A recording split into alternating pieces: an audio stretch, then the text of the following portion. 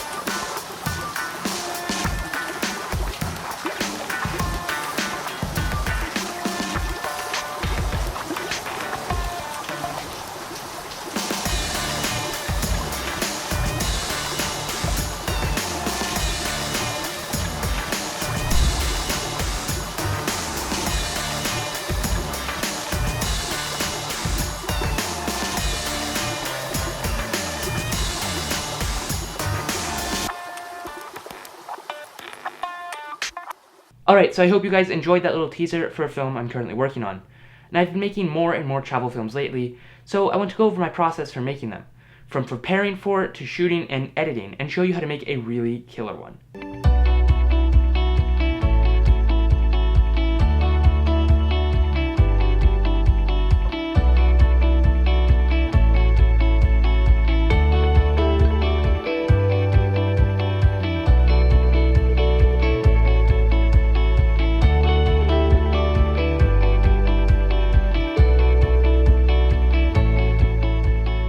In terms of preparation, I usually don't do all that much beyond packing my camera bag and clearing my SD cards, but there are a few things I like to do every time. The first and most important, for me at least, is to find the song I plan to use before I ever even leave my house to shoot.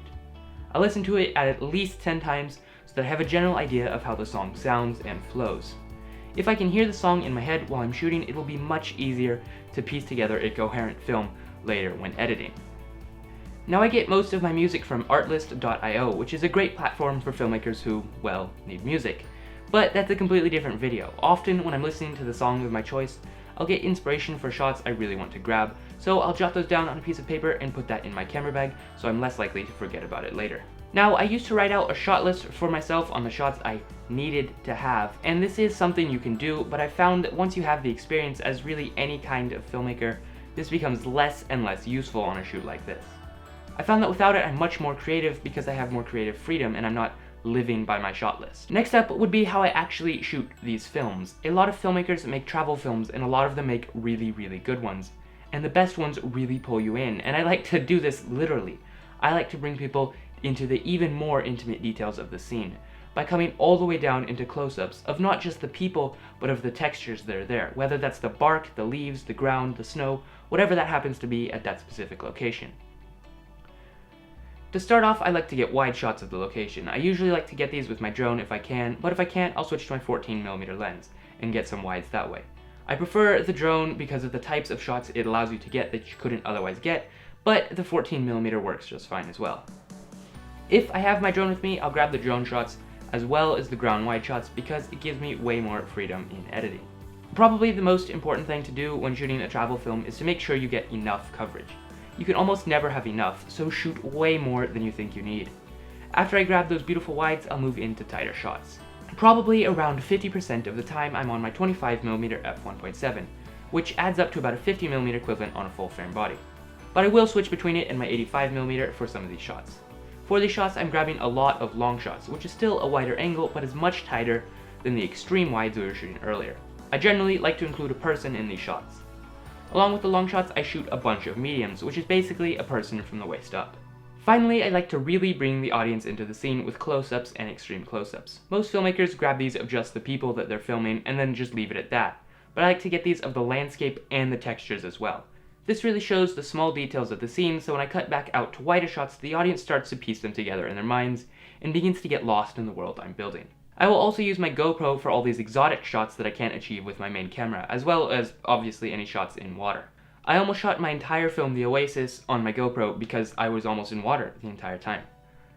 For camera settings, I'm usually shooting in 60 FPS so I can get slow motion. I love how slow motion looks, it's amazing. As far as ISO, I like to leave it as low as possible. Generally, this is around 400. I also like to leave my aperture wide open for all of my tighter shots, but for the long shots and other wide shots, I'll close it down a bit. And as far as shutter speed, I don't fuss too much about this. If I can, it's nice to have an 180-degree shutter, but it's not a big deal to me if it's a little bit higher, since I can always add some of that motion blur back in post. And having too much motion blur is a huge pet peeve of mine. On my drone, I'm almost always at 4K 24 frames, a wide field of view, and my sharpness and ISO set as low as they go. Something else I'm doing almost as much as shooting is recording sound effects. For this, I'll pull out my audio recorder and grab as many sounds as I can from the scene to help me really tie it all together when editing. Of course, you don't need a separate audio recorder for this. You could record all of these sounds in camera or even with your phone, but I like to do this for the little bit more quality it gives me. When I'm making these recordings, I'll start each one off by naming what it is that I'm recording, so I save as much time as possible when editing. Otherwise, I have to sit here and listen through the entire thing and try to figure out what it is, and it's just a huge headache. Finally, let's move on to editing. The first thing I like to do when I get my cards out of my camera is create a folder on my computer and name it whatever the project is. For this one, I'm calling it Welcome to Winter.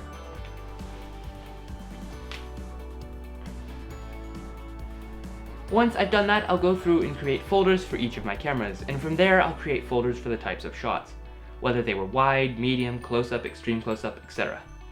I'll also make a folder of sound effects. Now I'll import my footage. I usually start with my audio recorder and I'll go through and listen to the different sounds, transfer them to their folder, and label them accordingly to what sound they are. Next, I usually move the drone files and then the GoPro footage. And I'm not naming the GoPro and drone files as I go, just sorting them into the proper folders. For this type of video, I usually use Adobe Premiere Pro, but you can use whatever software you prefer. So the first thing I'm going to do is import all the folders I made earlier, and then I'll get started editing. Generally, when I'm sorting the files, I'll find the ones I really want to be the opening shot. In this case, I'm going to go with this one clip from my drone. Now I just need to drag that clip onto my timeline. When you drag a clip onto your timeline in Premiere, the sequence is automatically changed to the settings of that clip. If this isn't what I want my project settings to be, I'll go up to where it says Sequence Settings under Sequence. Now from there I can change the settings to whatever I like. But it's already at 4K 24 FPS, so I'll leave it at that.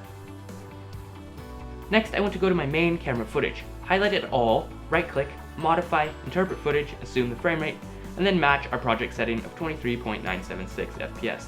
This will slow down that footage into beautiful, smooth slow motion. Next, I'm going to drag this all onto my timeline. Now I like to go through and trim clip by clip, keeping just the best parts.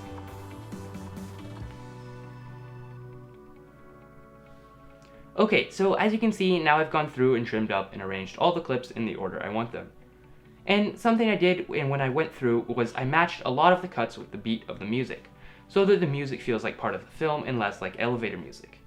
I also like to go through and arrange the clips so that I'm slowly pulling the audience in by switching from wider shots all the way into extreme close-ups. I also like to max my cuts on motion, like as you can see here she's walking down the hill, and here are some feet walking down a hill. I like to arrange most of my edits like this so it feels a lot more fluid. Next comes the most important part of the edit, assembling all the sound effects. As you can see here, I've added about 5 different layers of sound.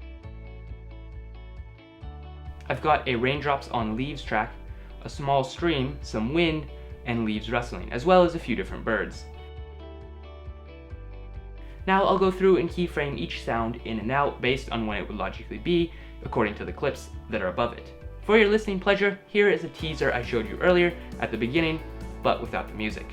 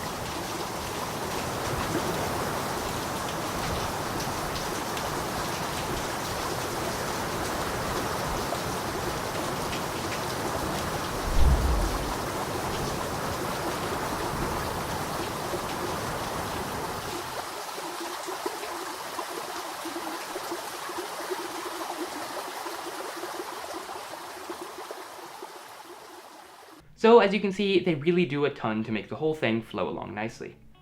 Finally, I'll color correct and grade the footage. I'm not going to go over this process right now, but I will be making a video about this in the next few weeks. And lastly, after color grading, I'll do all of my transitions that are anything other than a cut. Again, I'm not going to explain how I do all of these right now, but I will be making a tutorial on them in the near future. So I hope this helped you guys out a bit, whether you're making your first or your 10th travel film. They can be a ton of fun to make, and finding your own style for these things takes time and practice. And I didn't make this video to show you the end-all, be-all method for making travel films. This is just how I do it. Anyway, that's all I've got for you guys today. This has been Echo Productions. I'm Silas Willoughby, and I'll see you in the next one.